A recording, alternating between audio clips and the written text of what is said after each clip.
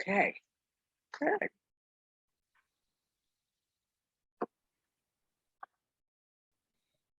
All right, good morning, everybody. This is the race meeting on August 6th, 2022. Okay, I'll start with the mission statement. Eracism is the slogan of the group Erace, which was formed in New Orleans in the summer of 1993. We seek ways through person-to-person communication to show that we are committed to treating fellow human beings of all colors with love and respect. Join us. Louise will be gracious enough to do the land acknowledgement. So I want to acknowledge that what we know as the US is the traditional territory of the indigenous peoples. I will not, however, be able to mention all of the tribes that are involved in all of the areas that our members are joining us today. Members of our group today are on the Tonkawan, Lipan Apache, and Comanche in Austin, the Chitimacha in New Orleans, the Creeks and Cherokees in Atlanta, the Lenape and Piscataway in Maryland, and the Wampanoag and Nipmuc peoples in Boston, the Kalua Mojave tribes and in Riverside County. I want to thank their ancestors for being stewards of these lands through the generations and hope that we can continue this stewardship into the future. Thank you, Louise. Excuse me, I'm chewing ice because I can't drink a lot of water. All right, sorry about that. Okay, next we will have go around. I'm Nancy Moore, and I've been with Erace since June of 2007. So we will have everyone go around and introduce themselves, okay? Marion. Hello again, everybody. I'm Marion Lagarde here in New Orleans, Louisiana. So good to see everybody again this morning. I've been attending the race discussion since June of 1993. And I'm looking forward to this discussion because I was a preteen going into my teen years in the 1950s. So I'm looking forward to participating in this discussion. Okay, thank you, Marion. Cindy?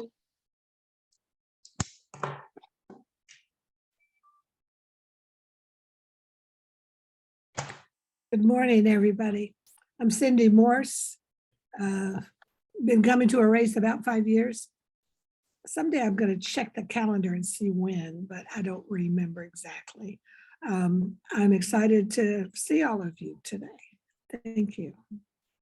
Thank you, Cindy. Jean?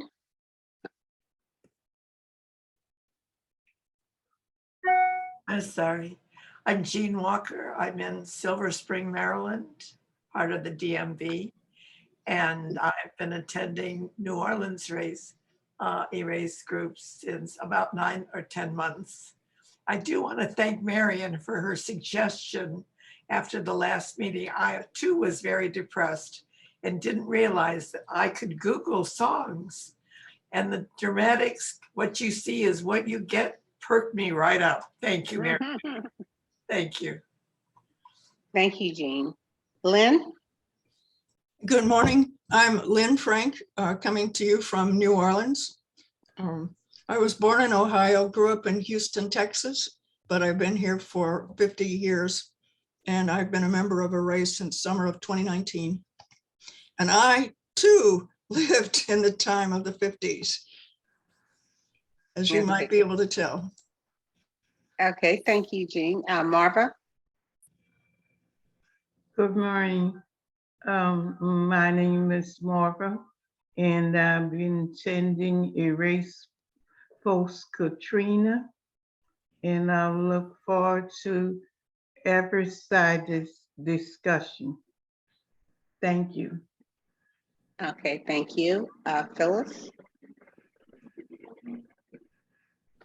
Good morning, everybody. I'm Phyllis Tenney. I've been attending Erace since 2008, and I'm in New Orleans. Thank you. Louise? I'm Louise. Been attending Erace meetings for over 2 decades, first in New Orleans and now in Austin. Thank you. Stanton? Good morning, Stanton here in Austin, Texas. Attending about, I'm going to bump it up 5 months now. Okay, thank you. Nora? Morning, everybody. I'm Nora. I'm in Austin and I've been attending for the past year and glad to see everybody. Thank you. Michelle? Good morning, everyone. I'm Michelle, and I've been attending now 2 years. I believe it was August 2020 I joined. And I am also in Austin, Texas, and came to Erace through Louise. So nice to see everybody. Nice to see you. Larry? Good morning. I'm Larry. I started attending Erace about 1995.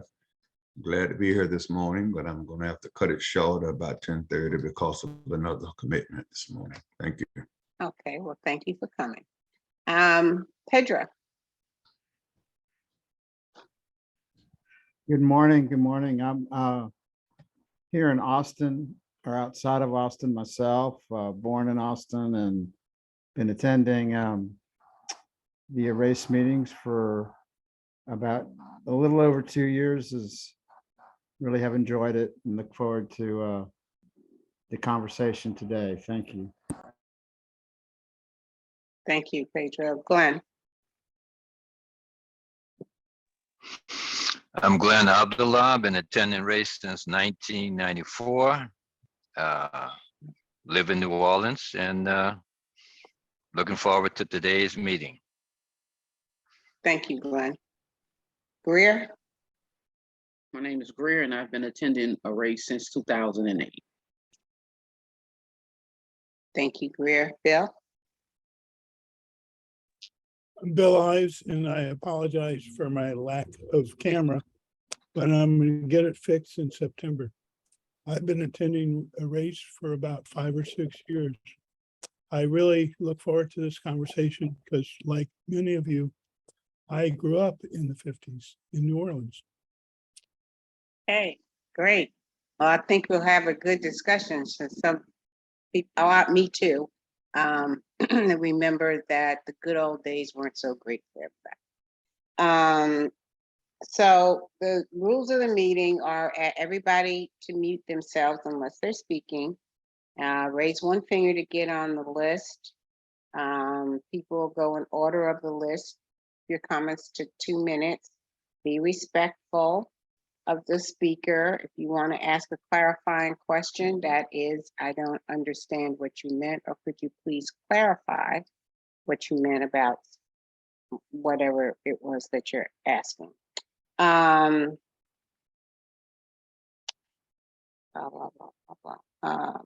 forgetting something, I know, but we'll go to about 20 minutes. The meeting lasts an hour and a half, and we'll go to about like 11:10, and then we'll start our wrap up. And everybody will get a minute to finish their final thoughts, except for those people who haven't spoken at all during the meeting, and then they get the full 2 minutes. All right. Okay. So the reason that I brought this topic is that I read it, and it's, well, first, when I saw Make America Great Again, the first thought that came to my mind is, oh, you want to make America white again. That's what you really want to do. Okay. And so this desire to return to some bliss of the 1950s, well, it wasn't really so blissful for a lot of people in this country. And to return to that is going backwards, but certain segments of the country seem hell-bent on doing it by reversing all of the progression and the changes that have been made in the last 50 years. And I think that is absolutely horrible. So I would like to hear, I found this article which addresses that, and I'd like to hear what everybody else has to think about it. So with that said, the list is open. Marion, Stanton. Okay.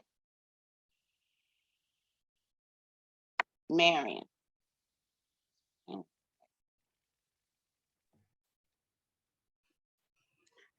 Uh, If you paid me $1 million for every year of the 1950s, you couldn't pay me $1 million.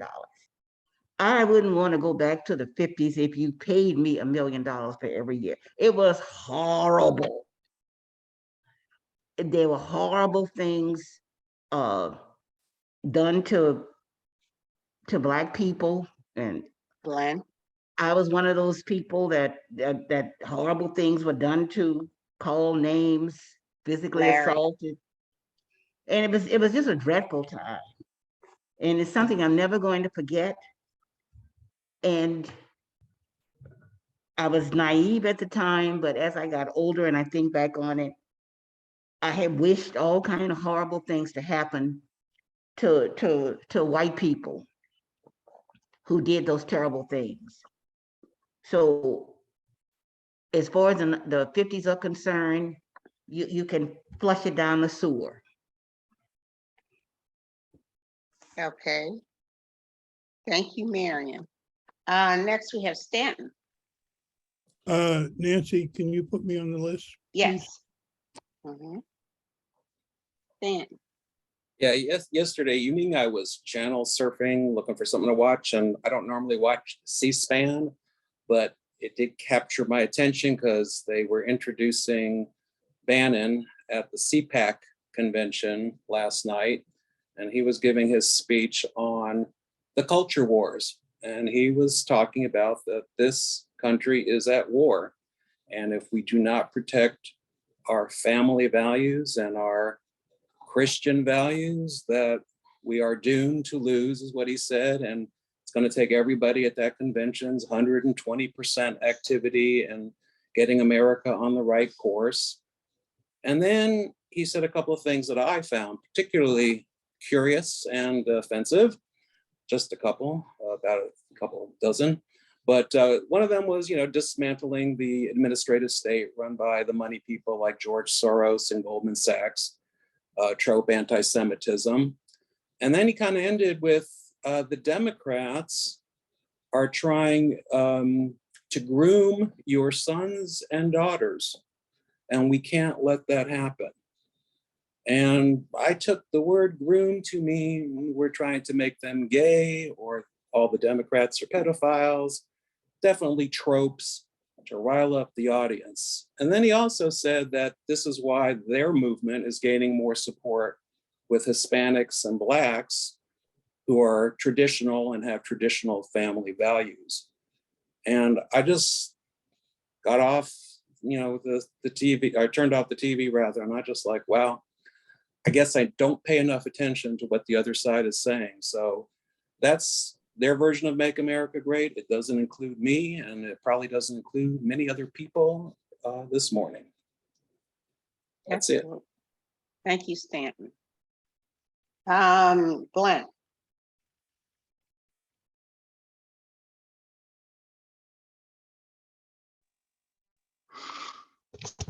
Well,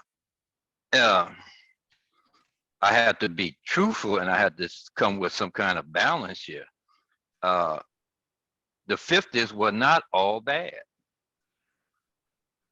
It was a good time when Black people, neighborhoods were not,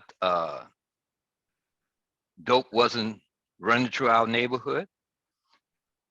You could leave your door open 24 hours a day without worrying or fearing being hurt or attacked. The children were protected by the whole community. In the 50s, everybody knew who my mother was and who my father was. And people shared with one another. They supported people. Someone who needed money for some reason, well, that person would give a what they call a supper, a supper, and would sell tickets, and all the whole neighborhood would go there to support them. So and it was a time when you didn't have a rampant little girls getting pregnant. It wasn't rampant, and if somebody did get pregnant in the 50s, the parents come together and supported them both getting married. So, you just can't look at it just one way. Now, certainly, I was a child in the 50s, so the pressure wasn't on me. It was pressure was on my parents. It was terrible pressure upon them. But I also witnessed them having joy and whatnot in that circumstances they were in. So I'm gonna go over my 2 minutes, but you can put me back on the list. Okay. Thank you, Glenn. We have Larry, Bill, and then Glenn again, Cindy, and Marion. She has a clarifying question. Who has a clarifying question? Marion. Marion, okay, go ahead. Yes, I know I'm opening a can of worms. This question is directed to Glenn. Would you say, based on your comments you just made, as long as you remained within your community, things were especially comforting and peaceful, but when you left that community, things were not so comfortable and peaceful? Correct. If you were listening carefully to what I was saying, I didn't say that I told you that my parents had pressure on them, but as children, I had a childhood. The racism did not destroy my childhood. Okay, thank you. Okay, I have Larry, Bill, Glenn again, Cindy, and Greer. Okay, thank you. All right, Larry. Thank you. Part of the article says 70% of Republicans believe that American culture and way of life have changed for the worse since the 1950s.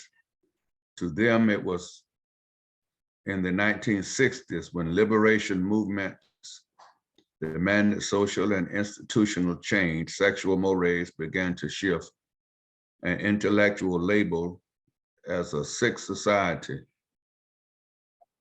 that the American century began to unravel. They believe we haven't recovered since. Reestablish the belief system of the 1950s, these Republicans say, can make Americans great again. My comment is, first, I don't see it as Glenn sees it, confinement within the ghettos of the Black community, and say that things weren't so bad. But the article seems to concentrate on the 1950s. And I believe that this makes the article itself fundamentally flawed. And all that is wrong in America goes back to its inception. Africans were subhumans, are considered to be subhumans, inferior, and were ordained by God to be in service to white people, because white people felt they were ordained by God to rule over the Africans.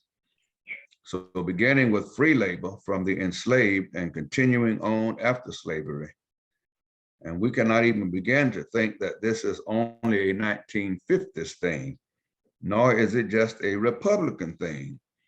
There were times when Democrats were in control of the House, Senate, and presidency, and little change. But this is the history of America since 1619, and the main reason why there are many who are so resistant to the teachings and exposure of the book, The 1619 Project and CRT. Thank you. Thank you, Larry. That was very good. Bill. Yeah, I'm going to try to make several quick points. You can get back on the list. Yeah, if I will, if I don't get them all in. Stanton mentioned watching CPAC, and if he had stayed on a little longer, he would have found the fascist dictator of Hungary talking about how Europeans should resist mixed race marriages and keep the white race pure. And one of his staff resigned when the person heard the speech because it sounded just like a Nazi. And his Right. father was a Nazi. So this is a lot of the Republicans are aligning and praising right-wing dictators in other places. They were praising Putin until he invaded Ukraine. So now they're going to Hungary. Larry. It talks about Levittown. And one of the things it didn't mention, but I read, is that the federal mortgage institution that loaned the GIs the money, it was written into their guidelines that if you buy a house in Levittown and similar developments, you cannot sell it to an African American. You cannot rent it to an African American. That was written into the terms of the mortgage. And that was a federal intervention on the behalf of racists. And it seems to me perfectly legal grounds for reparations for all the families who did not amass the same wealth as the white middle class. They also talked about the mistreatment of Willie Mays. You want to get back on the list? Yeah, I'll get back on the list. I only Okay. picked up my points. Thank you. Thank you. That was very, very good, Bill. Okay, Stanton. Hey, Nancy, I had a question Okay. for Bill. I missed Bill, can you clarify your connection with Putin and this hungry leader's comments? Yes. And maybe I'm getting misrepresentation in the media, but Putin has been, he was our own senator from Louisiana, John Kennedy, had celebrated July 4th, 2020 in Moscow with Putin.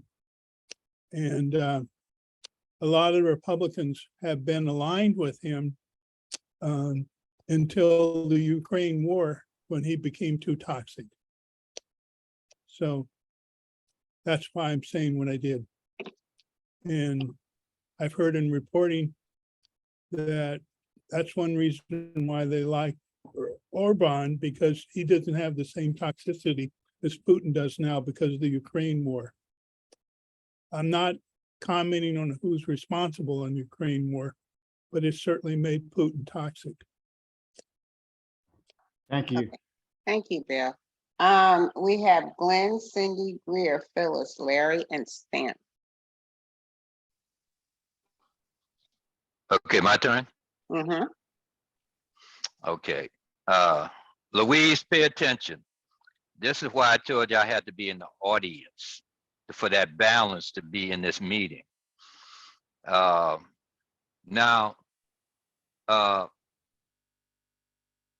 you know, I didn't have to face the racist world. My parents had to face it. So it was, you know, they weren't able to get wages that for the same job a white man may do. And most time we couldn't even get a white man's job. The sanitation department just picking up garbage cans didn't open up until 1966, where a black person could, in the city of New Orleans, pick up garbage. That was strictly for white people. So we didn't have many opportunities in the 50s for a person to take care of their family. You had to have something else. Your job wasn't going to be enough. You had to find other income. And also that any white person, any citizen, any white citizen, if they wanted to shoot you down like a dog, they could do it. And no white jury would convict them. He can make up any excuse, and that's all they wanted was any made up excuse. They know he murdered, but they would settle just for a bit. We know that when in Alabama in the 50s, when they bombed that church in Montgomery, and all those little girls got the governor came and hugged the ones who did the bombing. So Okay. yeah, yeah, put me back on the list. You want to get back on the list? Okay. Since Larry has to leave at 10:30, I would like to bump Larry up to be the next speaker so he can make his point. And then, I don't want to miss out on what he has to say. Okay, so Larry, you could go. Yeah, thank you so very much. I appreciate that, Nancy. But I just wanted to say that if we remember the names such as Storm Thurman, Trent Lott, John Stennis, George Wallace, Lester Maddox, Orville Forbes, these were all Democrats, with some of the same views the Republicans have today. So I just wanted to repeat that it's the Republicans today. It was the Democrats yesterday. Who is going to be tomorrow? So this goes beyond, I think, political parties, and it goes to upholding a system. And the whole nation, the whole country was built on a system of capitalism that meant that there were people who had to be suppressed in order for capitalism to thrive. Wages had to be either free or low in order for capitalism to thrive. So we're dealing with a system now. And until the system is dismantled, we'll be fighting this battle for the next 50 years. Thank you so very much, Nancy, for that. Okay, all right. Well, you enjoy yourself and we appreciate you being here, okay? Thank you. Thank you. All right. Next we have Cindy. I grew up in North Carolina in the 50s. Classic little white neighborhood. We were across a big drainage ditch from the black part of town, but you never crossed that. I didn't know any different when I was a kid. At one point, my dad, who was studying for the ministry, was involved with a black church that had had a fire. And so I went with him, my whole family went to some of these Saturday church suppers, which were just wonderful. And I felt totally welcome. People were very kind and welcoming. It wasn't at all odd to me. It might have been odd to them that I was there, a little redheaded kid who didn't know anything about race. It made for an easy growing up. But again, that's the white skinned. I'm sure it was not the same for someone with darker skin. So your perspective is very much based on your history. The neighborhoods, the churches, the schools were totally white until I was in college, really, which is ridiculous.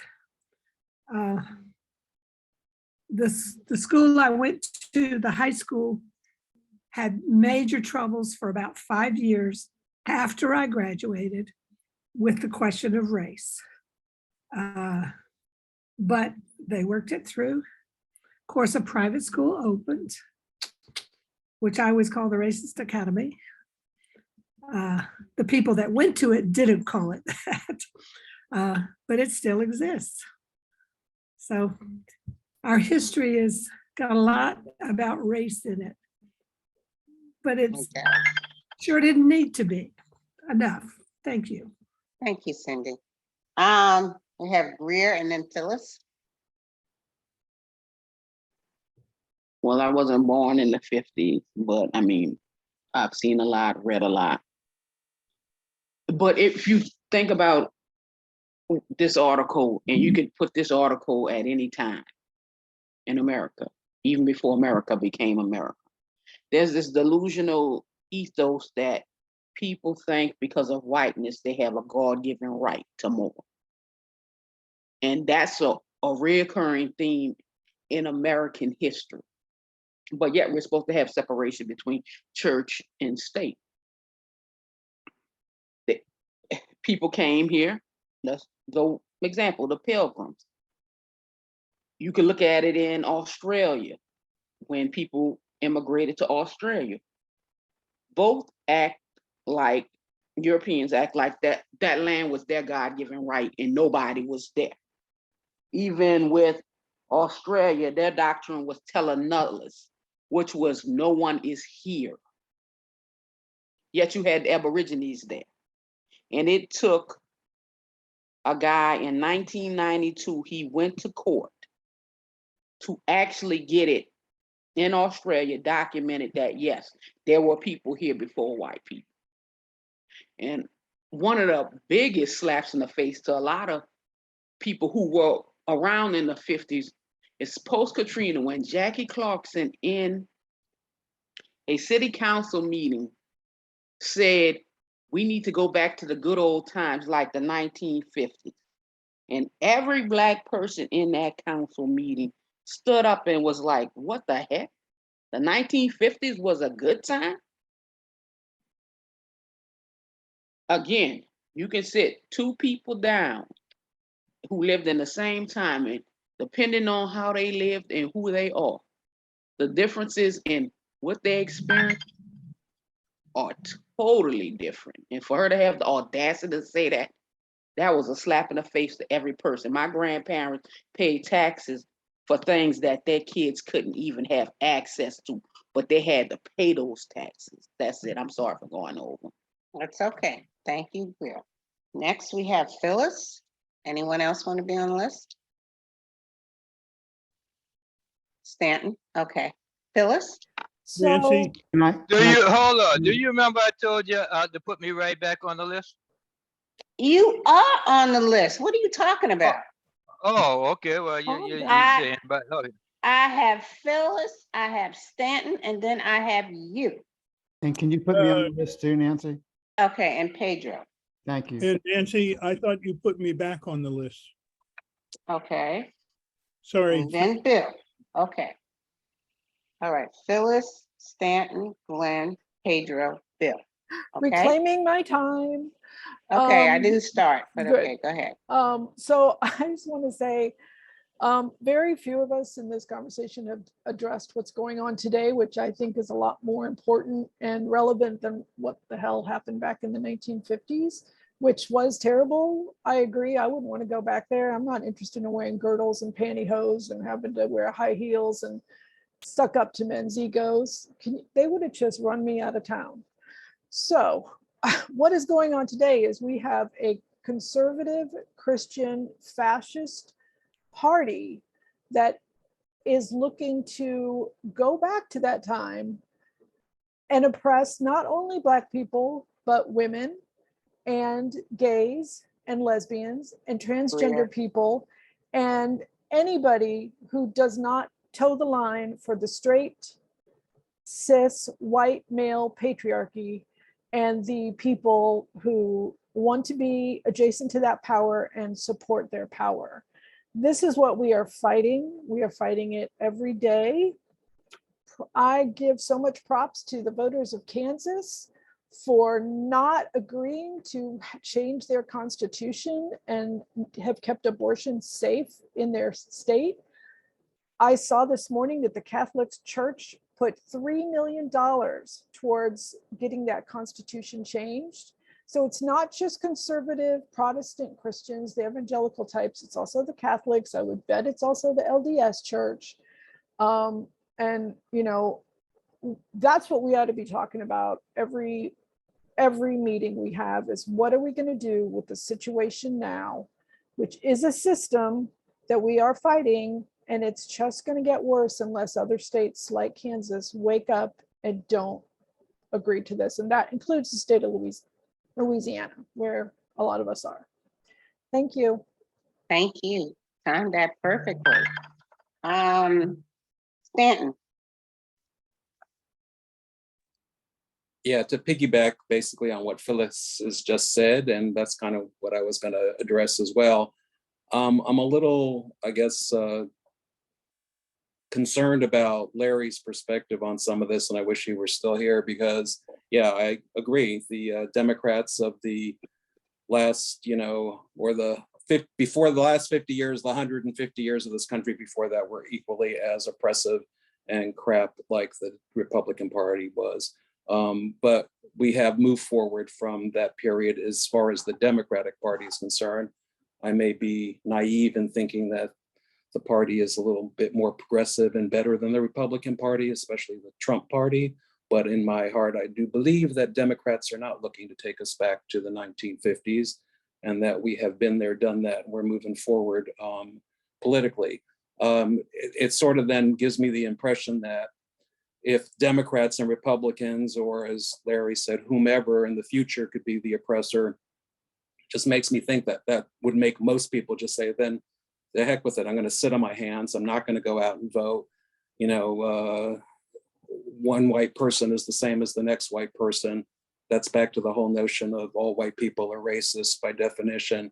And like I said, that kind of gives me this feeling of hopelessness that there may be those out there who think that everything's the same. If you're white, you're an evil, racist person. And therefore, what difference does it make who I vote for? I think it makes a big difference. That's it. It does, Stanley. Glenn?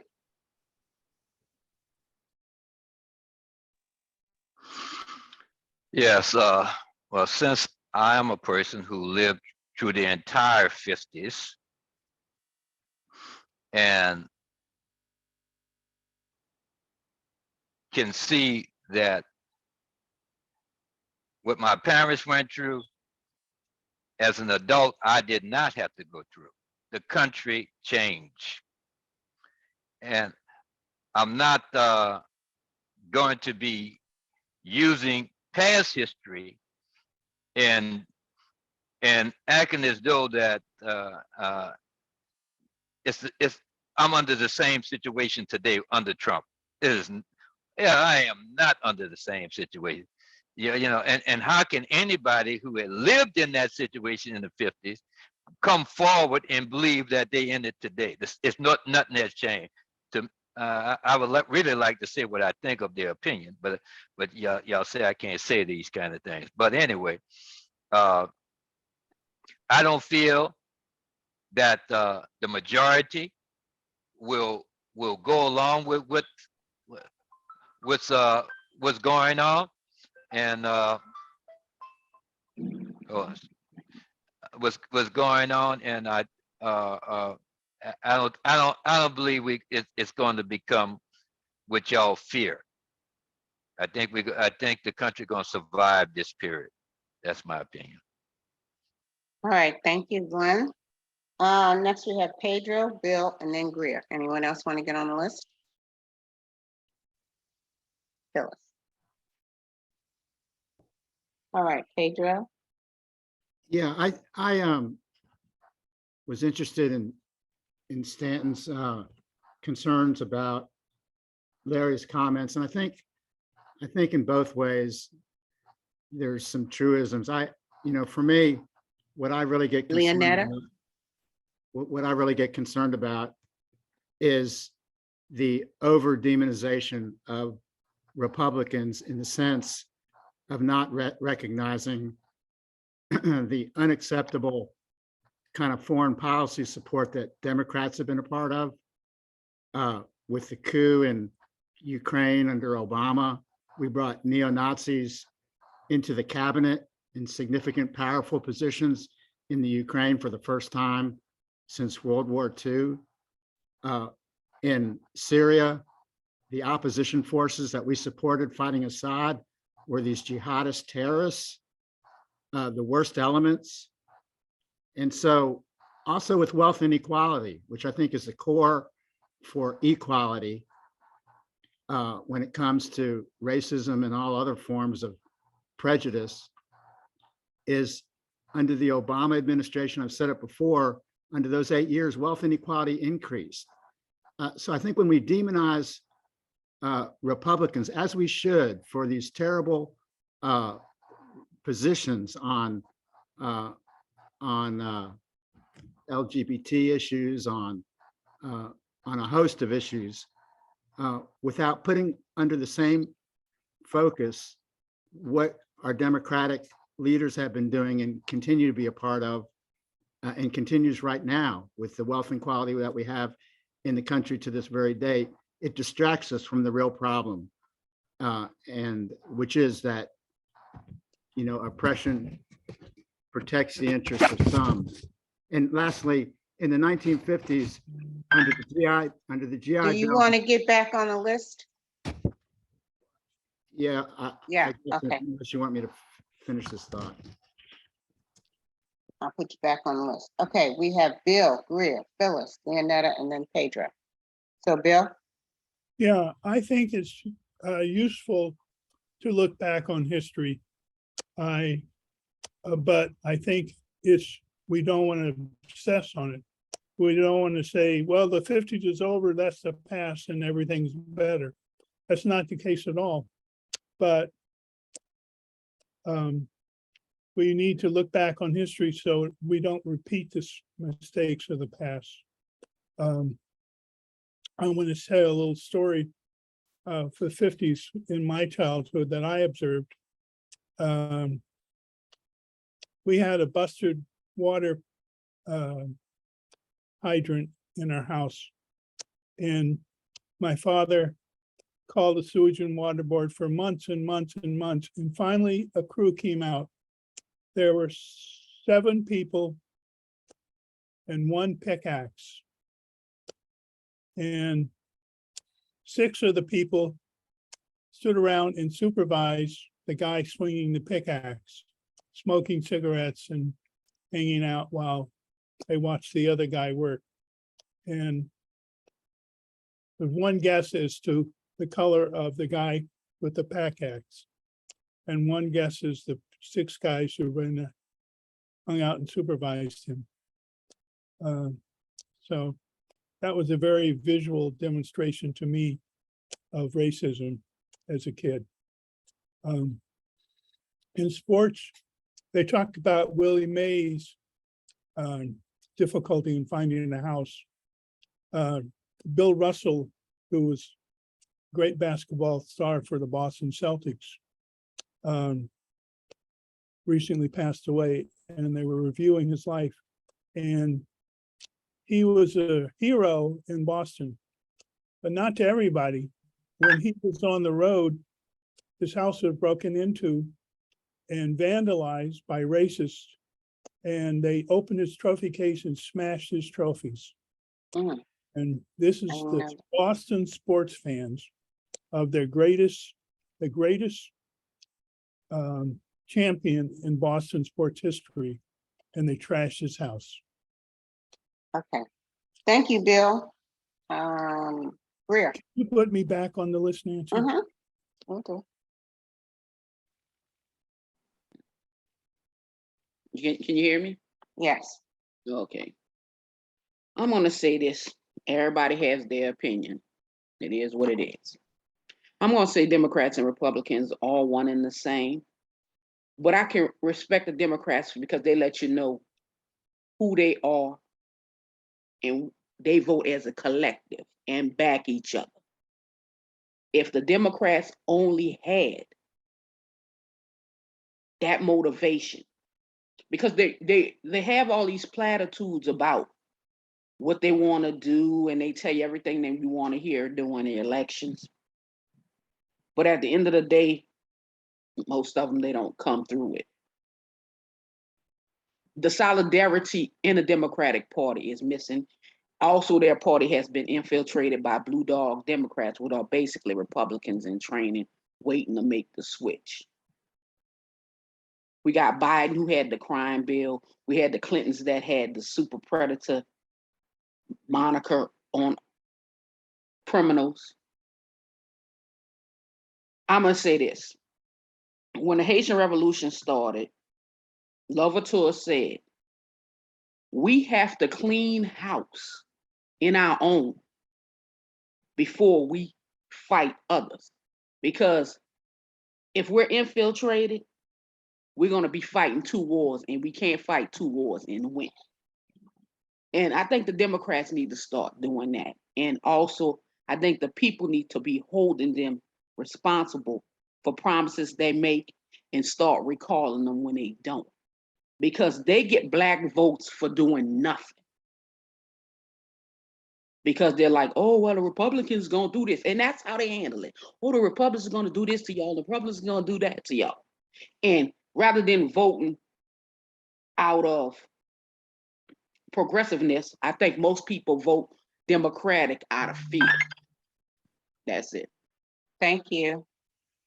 Okay, next, Phyllis. Yeah, I'm not a super huge fan of the Democrats right now either. They're seem to be stepping up to pressure, but at first, when Roe was overturned by the Supreme Court, they took a while to get their stuff together, and they had warning it was coming. So I don't understand why they didn't have a plan in place. I think there's a lot of octogenarian Democratic leaders who need to retire and let the more progressive members of the party that are now getting elected step into positions of leadership. I think Joe Biden's a certain kind of Democrat who, used to actually be able to be friends with Republicans, and he can't let that go. That is not the Republican Party today. And I think that if all of the groups I mentioned in my first 2 minutes don't come together as a block, and because I'm a strong believer in intersectionality, the people who want to take down one group want to take down a lot of other marginalized, oppressed groups too, because that doesn't fit into their idea of what America as a Christian nation should have. I think if we don't do that as a nation, all these different groups, we're not going to be able to fight back. And I suspect if we look more at what happened in Kansas, that is what happened, that there was intersectionality, because even Republicans voted to not change their state constitution. And it sounds like from Bill's story that the Sewage and Water Board is still as dysfunctional now as it was back then. Not surprised, just in different ways. That's it. Okay, thank you, Phyllis. Leonetta. Yes, first of all, hi, good morning, everybody. Sorry I got back to it late for the introduction. Phyllis, what you said about the Catholic Church is so true. As in the Conference of Bishops in the United States Conference of Bishops, they are very racist. Black Catholics are fighting because they're a bunch of hypocrites. They have the same agenda as these white conservatives, and but they're cloaking it in Christianity and Catholicism, but it's the same old racist rhetoric, and so it's being fought in the Catholic Church, and I just wanted to share that with you. Stanton, you are so right that what's going on in the United States is attacking these groups and being wrapped in Christianity is wrong, and we need to call it out for what it is. Also, I just wanted to put this out. The reason why these groups do not want, they're calling it critical race theory, and we all know that critical race theory is a college course. They don't want children to learn about the true history of the United States. We know that, especially when I was in school, that my history books, well, a bunch of lies, one-sided, whatever you want to call it. Christopher Columbus discovered the United States. There was people here. He didn't discover nothing. Plus, he got lost. So he thought he was in India. So these things, these Republicans are putting these fighting things that they want the United States to go back to the 1950s. And I just want to, and my time's up, right, Nancy? Mm-hmm. Okay, because I'm getting frustrated. Okay. Okay. All right. Thank you, Leonetta.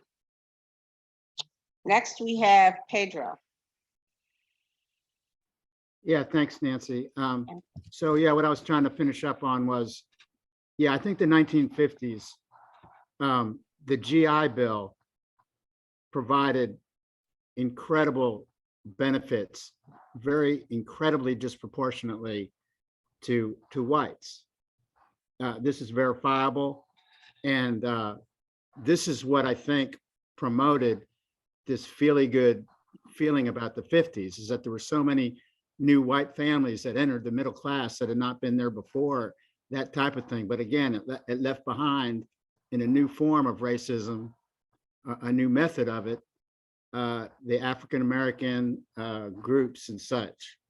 So when I listen to Glenn, I always really appreciate his long life of and experience. But I really disagree with the notion that because we've come a long way towards some of the inequalities that exist, that it's a profoundly different world today. Actually, we still have racism, and we've talked about it, we've documented it. There are less obstacles for whites than there are for blacks. So, you know, progress at the same time can be a lack of progress. And I think until fundamentally these things are met, that would be a concern. Lastly, I think what we need is a third party. I think the Democrats and the Republicans are tied at the hips. Everyone in Congress are basically millionaires. I disagree with just getting rid of octogenarians in Congress is enough. Ideas, they transcend age. We have to develop ideas that address and do not compromise this fight that everyone's in for. So thank you for a provocative article, Nancy. Thank you. You're welcome.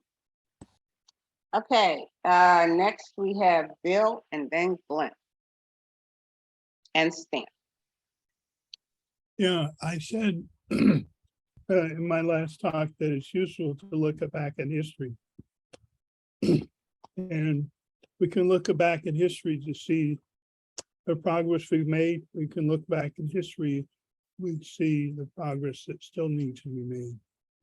And someone mentioned, I think it was Glenn, that in the 50s, you could just shoot a black person and get off free. Well, you can still do it.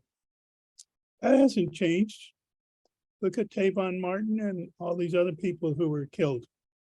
Finally, the cops who killed Breonna Taylor are getting federal prosecution, but that hasn't changed that much.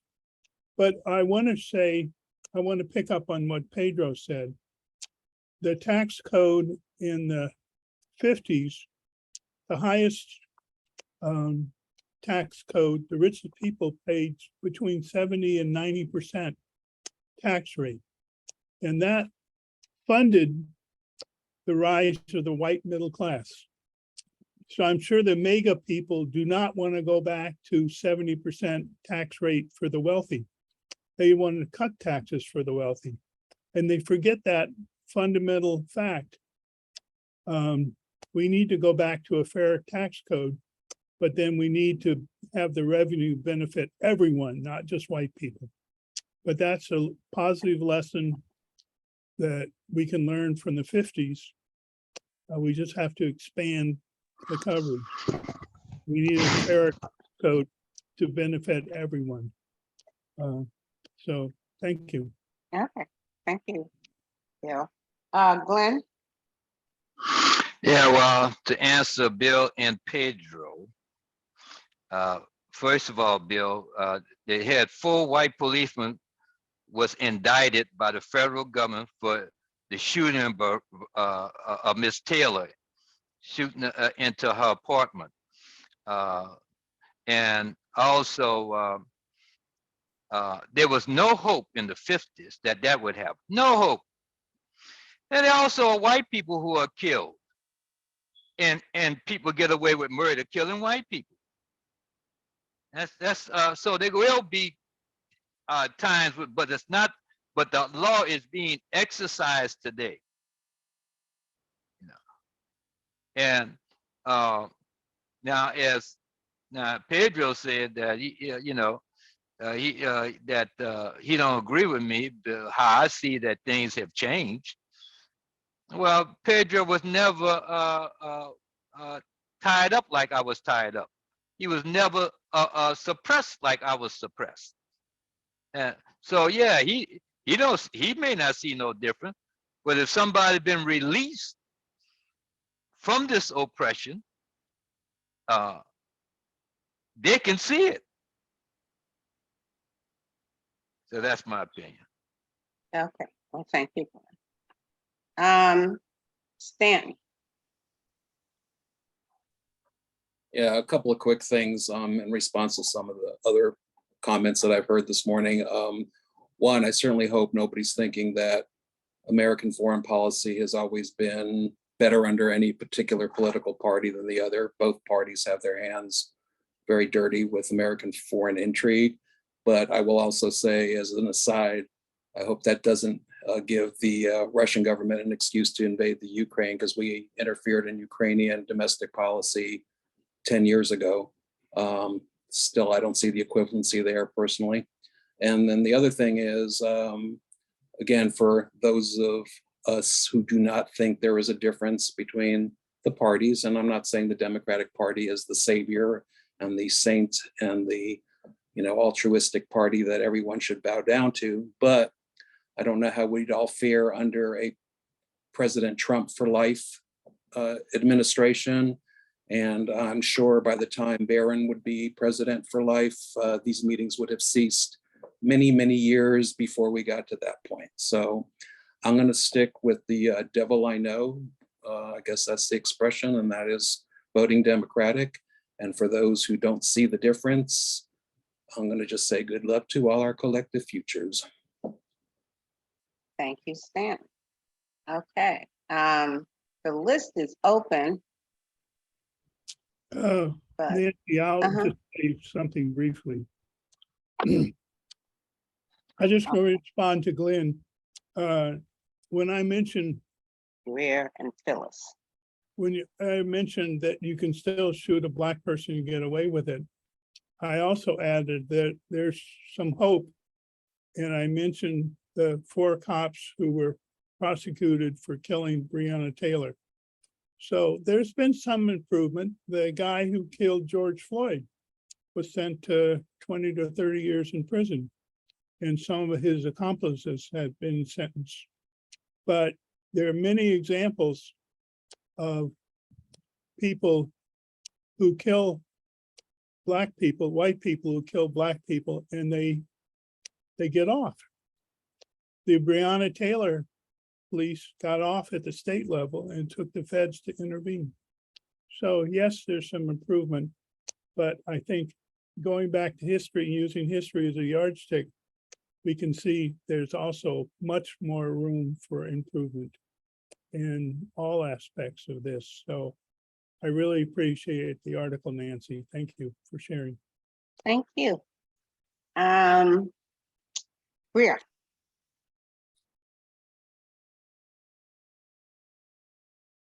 Okay. I'm going to say this about Democrats and Republicans to get my point across. Rich white men control both their party, both of these parties. They both grew up in this country with their own agendas, which is the white agenda. They didn't grow up with a Black agenda. They didn't grow up with anything but what they know.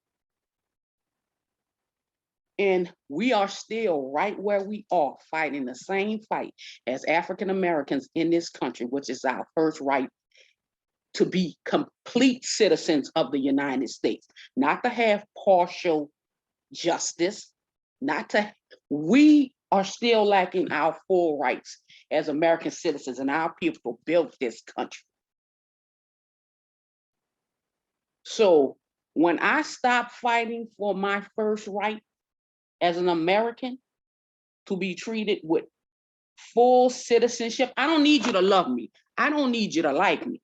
What I need you to do is to give me my rights as a citizen. No Republican and no Democrat has done that, and we're still fighting today. My thing is, if you can't understand that, that's because you live in your world of white privilege. That's it. Thank you, Greer. Next, we have Phyllis.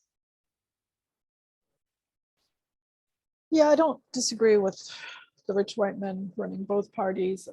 I do think that the Republican Party as it is today has an agenda that goes very deep and that they've been working on for 50 years or more.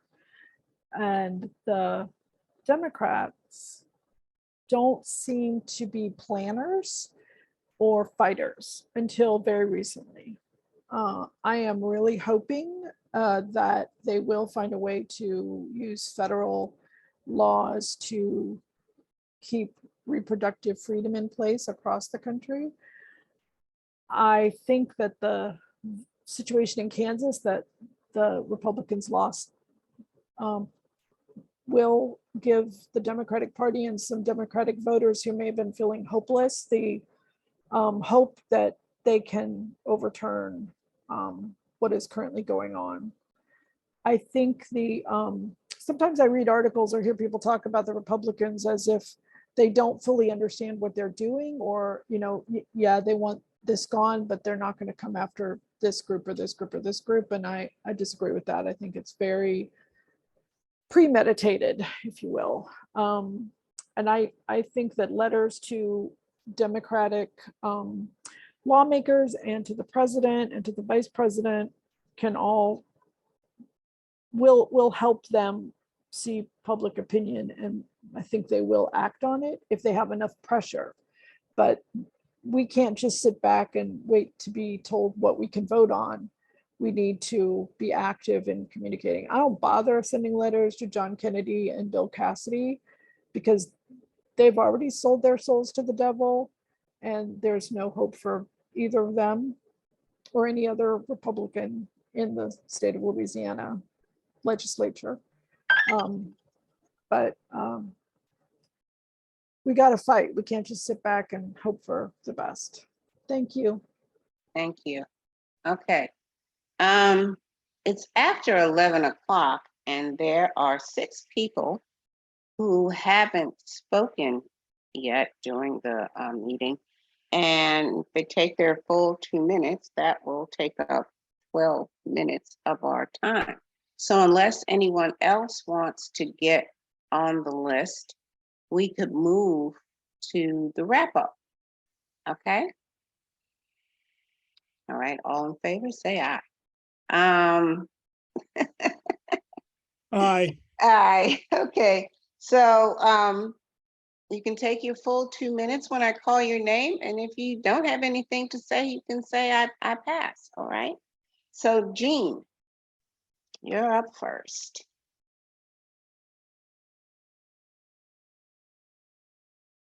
Jean, you're still muted. Okay, I'm There sorry. you go. Yeah, I'm technically challenged. I I guess am too. when I see the Make America Great Again, I always think that it just says Make America White Again. And I just don't get into a political, granted, I tend to go with the Democrats. If I'd spend a lot of time thinking about what I can do to make my county, my area, more equitable. I do vote, and I'm going to get out and actively vote for Westmore, get people to vote for Westmore, who will be our first Black governor. And we do have a Republican, Cox, who is a Trumper. And my son assures me that there's not a chance in hell that he would be elected. But my fear is that somehow the way things are going in this country, that it could happen if people don't all come out and exercise their vote. I'm obviously white, growing up in Ohio, Cleveland, Ohio, in an all-white neighborhood. We integrated the schools in the 50s. I was, along with Marion and a couple others here, that I was a teenager in high school in the 50s, and that was very quietly done. but that was obviously, it was a very segregated area. Most of the time, I never saw any Black people except when I did go to school. Things have gotten better, but they're not where they should be. Sometimes I don't think it'll happen in my lifetime. I hope it happens in our children's and grandchildren's. But it just totally defies me as to why people can't love and respect, maybe not love, but at least respect and give every person dignity, respect their dignity. Thank you. Thank you, Jean. Okay. Next we have Lynn.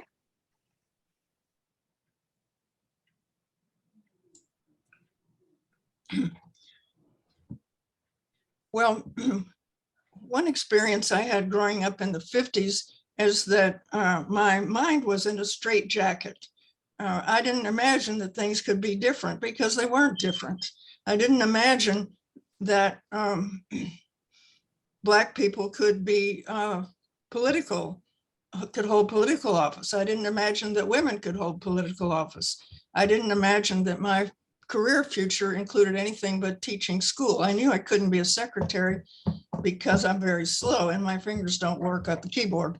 But everything was limited. We were in mental straitjackets. And when I look at the Republican attack on education today and on the media, I know they want to put us back in a mental straitjacket to keep us from understanding why the world is as imperfect as it is.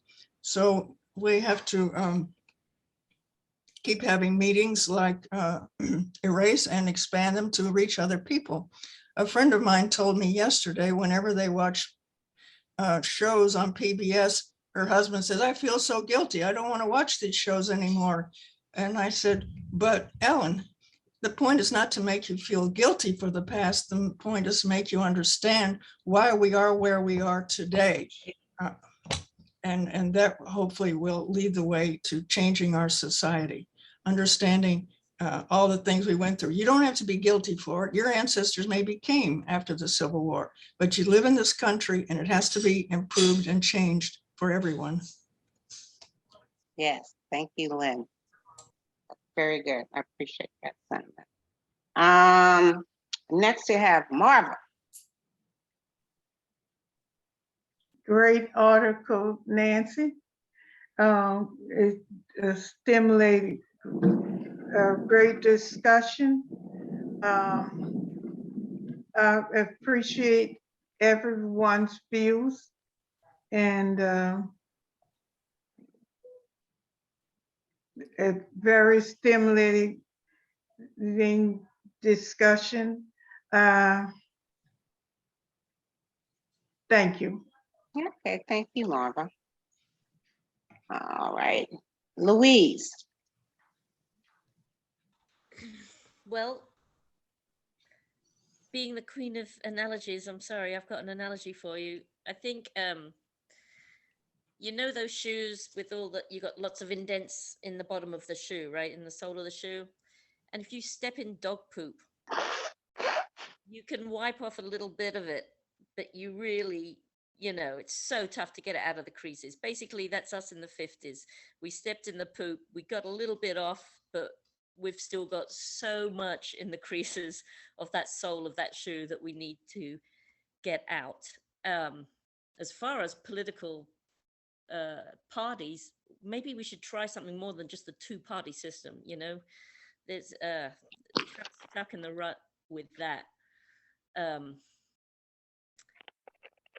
And I think that for me, the only thing that I would see, that I would like to see being brought back from the 50s is the cars. Love the cars. That's about it. All right, thank you, Louise. Nora. Yeah, I would just like to comment that life in the 50s wasn't great for some people, but maybe it was simpler. And it's hard to get along with people that you're different from, whether it's gender or race or culture. And things are only going to get more complex as our world becomes smaller and we have more wars that require taking in refugees from other countries and figuring out how to, and just the logistics, if nothing else, the logistics of how we incorporate people of different cultures into our country. So we've got a continuing challenge ahead of us. That's all. Oh, thank you, Nora. Michelle. Yeah, I put a couple of links in the chat for people, specifically one of them for my white colleagues that are here, for those of you who may or may not have already seen them. And since we've been talking about 1950s history, and obviously I was not born or raised in the 50s, my mother was, and we've talked about that a little bit, but and the fact that CRT was brought up again, I just was recently kind of brought to my attention the history of white anti-racism in this country, and a lot of it, as a white person, I did not know. And I just thought I would mention here, for all the white people here who may not know as well, a list of names, and these are only some of them, people in history who were white and who were anti-racists. And I recently found out about Anne Braden, for example. Any of you know about Anne Braden? If you haven't, I suggest you look her up. She was incredible. How about John Brown? Edgar Chandler, Christopher Chandler, Prudence Crandall, Virginia Foster Durr, Jane Elliott, Bob Fletcher, William Lord Garrison, Margaret Leonard, Viola Liuzio, Richard Loving, William Lewis Moore, Joan Mulholland, Peter George Norman, Mary White Ovington, Julia Swearing, Theodore Parker, Sarah Rowley, Laura Town. I could go on. Our history books did not tell us about these white people in our history, and I think it's very important that we now understand and we look these people up, especially all of us white people, and find out about them, because they need to be our inspirations today. And I think their stories can tell us a lot and teach us a lot. And I'm on a new mission at this point. I really highly encourage all of my white friends here to look at these two resources I stuck up here in the chat. I'm one of Action, and I love the community in this group, and I love talking to everybody here. But when I leave, I feel like I need to do something. And I'm very much a person of action. And as I've said many times, white people need to get their shit together, and we need to do it together. And so that's my piece. Well, thank you, Michelle. I will look up those people that you mentioned, because I think that could be a whole nother erase discussion. Something that, I never thought of. I knew about John Brown, but the other people, no, I didn't. So I think that is a subject for discussion. Okay, well, one other thing I wanted. Amira, you joined late, but I didn't know if you wanted to make a comment on the topic. Yes, good afternoon. I was just getting ready to raise my hand in the Zoom. I'm Glenn Abdullah's wife, and I got invited to the call. He had been talking about this program, so this is my first opportunity, and I'm just so elated with the comments. It's such a freedom to be, in building relationship and serving in service to humanity. And I especially like what Michelle just said, and the people that she named, I had no idea. I was familiar with John Brown, but the other ones I wasn't. And it's interesting. It's going to be interesting, finding about their history. And I'm just so glad that I had the opportunity to be present. I just got on, so I know I missed a lot, but just what I've been hearing of the comments, I love them. So thank you so much for calling me out. Okay. Okay, well, welcome, and hope to see you come back. I mean, we're here every Saturday. Okay. Hi, sister-in-law.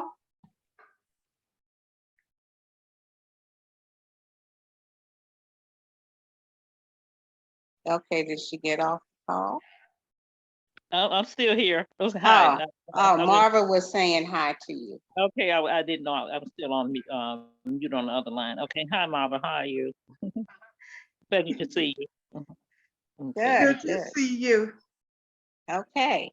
All right, so now we can go to the people with the 1-minute wrap up. And I'll call you in order as I see you on my screen. Marion.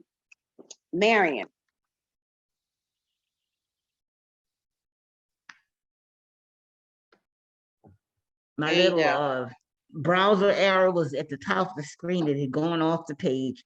I found this article to be very invigorating, very energizing, and I really enjoyed the topic. So thank you, Nancy, for bringing this to us. I particularly found the comments very interesting. I read those, and one of the guys, if I might quote when he said, you wouldn't have to make America great again if you hadn't destroyed it in the first place.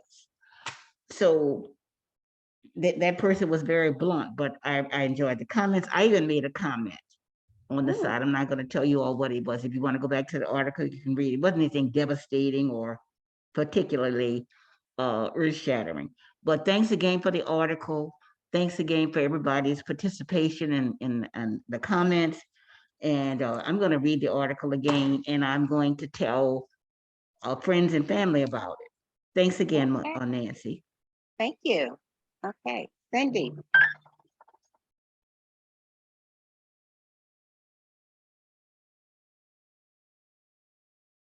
You have to unmute, Cindy. Thank you. It was a good discussion. I found it helpful. I've lived in the South almost all my life, missed about 8 years up north. You find just as much racism, if not more, because it's well hidden. Anyway, what's interesting, I think, is that Cindy, you froze. Well, maybe you, okay. She must have got off. Oh, there she is. Unmute. There you go. the site is not cooperating with me. It's been an incremental change in my lifetime, from a totally white world that I lived in as a child to living in New Orleans, which is quite mixed. I find it so much kinder to me and to everyone I know. I wish the world understood that. And maybe we're getting there, slow process. But it's like an incremental change, little bit by little bit by little bit. I don't know if we have enough time left, but we'll work on it. Thank you. Thank you, Cindy. Stanton. This is Amira. I'm sorry, my call dropped when I was speaking to Marva. I apologize. It's okay. Stanton. I was born in 1954, so I kind of grew up in the 50s, but more in the Not 60s, really. 70s, not really. But to my friends who say they did grow up in the 50s in this chat, y'all look pretty damn good. So good on you. I want to just conclude by saying, aside from a violent revolution, I don't know any other option to make change other than to vote. And for those of us who don't vote, I am again fearful for the future. Okay. Thank you, Stanton. Pedro.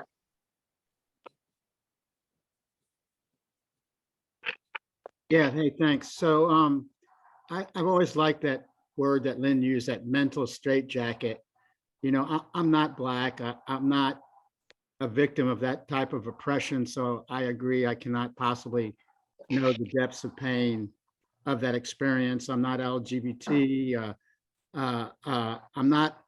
I'm also, though, I'm not a victim of our racist foreign policy either. I'm not a Vietnamese where millions died. I'm not an Iraqi where millions died. I'm not a Syrian where over 450,000 have died. And I'm not a Yemenis where over 2.5 or 300,000 have perished. But this is a racist foreign policy. When we look at Ukraine, every day for months and months and months, we see the civilian casualties there, but we never see a civilian casualty in Vietnam, Iraq, Libya, Syria, and Yemen. And I guess as part of that mental straitjacketing, I would just As Dr. King said, we are the greatest purveyor of violence in the world history, and we must just integrate that into our understanding as we move forward on these very important issues around race. Thank you for the. Okay, thank you, Pedro. Leonetta.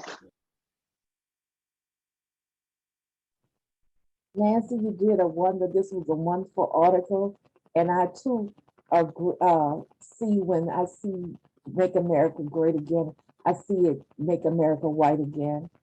And as far as voting about the Democrats and Republicans, as a social worker, I try I advocate to my clients to vote and how important it is, and especially the ones that have these programs that they're using, how vital that is, and for them, if they need for these programs to keep continuing, they need to vote. And since Obama, nationally, since Obama, I feel like I've been voting the less of two evils, especially in the state and the local level. And I don't know if many of you feel that way, but I feel like when you pick between a Republican and a Democrat, you're picking between the less of two evils. Okay, thank you, Leonetta. Phyllis. It's a good article, Nancy. I think it was a good conversation, and I would like to say mashallah to Glenn and Amira on their marriage. You surprised us. Congratulations. Thank you. Okay, Some thank things, thank you. And some things are still in the working, but I love him. So Okay. Sorry, Glenn, I was being emotional just now. I apologize. That kind of emotion's all right. Glenn, you're next, actually. Yeah, well, my wife will be joining Eracism, and she got her own mind. She knows, so she'll be speaking from whatever she wants. She ain't gonna be trying to agree with me. So she don't know what I be saying on here. So it's gonna be a surprise to her what I be saying. I'm sure. So, I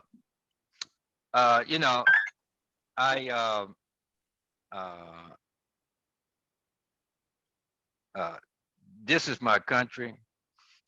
There's no other country for me, and I'm not against it. I don't want it's. I want to say words that will help it be a better country, and not just be putting it down all the time. So that's it. Okay, thank you, Glenn, and congratulations. Thank you. Greer.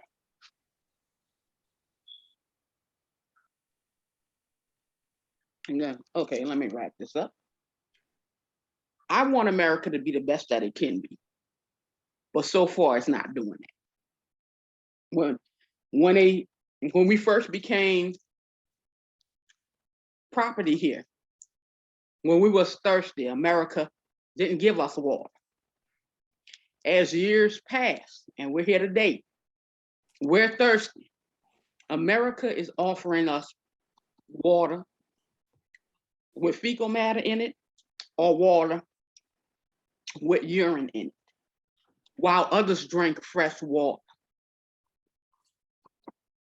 Every citizen in the United States deserves to be drinking clean water. And until we are all drinking clean water, this is my analogy, and you're sitting in a spot of drinking clean water, really? You can't tell me how to feel about anything because you have clean water. And I'm still having to drink what's offered to me. Thank you. Thank you, Greer. And last but not least, we have Bill. Thanks, Greer, for sharing that. I would add that it's not an analogy. People in Clinton, Michigan are drinking dirty water still after all these years. So sadly, it's not just an analogy, it's reality too. But thank you, Nancy, for this article. It's a great illustration of how useful it is to look back in history and see how far we've come and how far we've not come. To get the measurement to look at the present. So I appreciate the article. Thank you. Well, thank you. And I appreciate all of you for coming and participating. This is Amira. Can I say something? Yes. There's the old cliche: if you don't stand for anything, you'll fall for. If you don't stand for something, you'll fall for anything. What is the commitment that we take in our stand for when things are not right for us? Sometimes we'll take the crumbs and we'll settle with it, or we'll sit back and we'll talk about it, but we don't be in action about it. So whatever you're seeking is seeking you. So if you don't take the initiative to make that change and stand by your commitment, of course, we're going to always be the lowest person on the totem pole. So sometimes people will throw something out there to you and wait to see how you react to it. And if you don't react to it in a way that they know that it was going to call them to being accountable, they'll do that and then some more. So who are we going to be in the change? That's the question that we have to ask. Thank you. Very good. Thank you. Thank you. Well, okay. As usual, I did make some observations, but I think we had a very varied, opinions. Everybody gave their perspective, and it shed a lot of light in a lot of different areas. I felt like from what things were like in the 50s. I was born in 1953, and so I was a young child in the 50s. However, I had to integrate a school in 1958. And that I'm coming to realize for me, and I'm not saying for everybody who had to integrate a school or go to an all-white school, but it was traumatic. When I look back at it now and am more able to understand how that initial introduction to school, to classmates, all kinds of things happened in that experience. So no, I would not want anyone else to have to experience that. And I know that there are other people who had to integrate schools and talk about the trauma of integrating schools. That's one of the things left over from the 50s. Okay. When you talk about not everything, make America great again, or everything was so great in the 50s, everything was not in the 50s. And if you weren't, like a teenager, those hidden or underlying emotions that are still there from that. Aside from that, as far as the Democrats and the Republicans, you were right. I think it was Stanton that brought out about the Democrats. The Democrats were the Southern Party until Kennedy and Johnson. And then they all decided to switch over to the Republican Party and devise the Southern strategy, which brings us to the Republican Party that we have today. Okay, and that's what we have to contend. So I do think that looking at lessons learned from the past, you should review your history so that you can see what took place in the past and not repeat it. And that's what people always say about studying history. What is the point of looking at something that happened in the past so you don't do it yet? And that you understand and you see the signs of something happening and whatnot. And I am totally on board with Phyllis in Kansas. I'm so happy that happened, because it showed me that people are willing to stand up and do the right thing. Nobody wants to kill or murder an innocent child. It's a matter of, it's my body and it's choice. Do not take a choice. Okay. So anyway, that brings us exactly to 11:30. We can stop recording.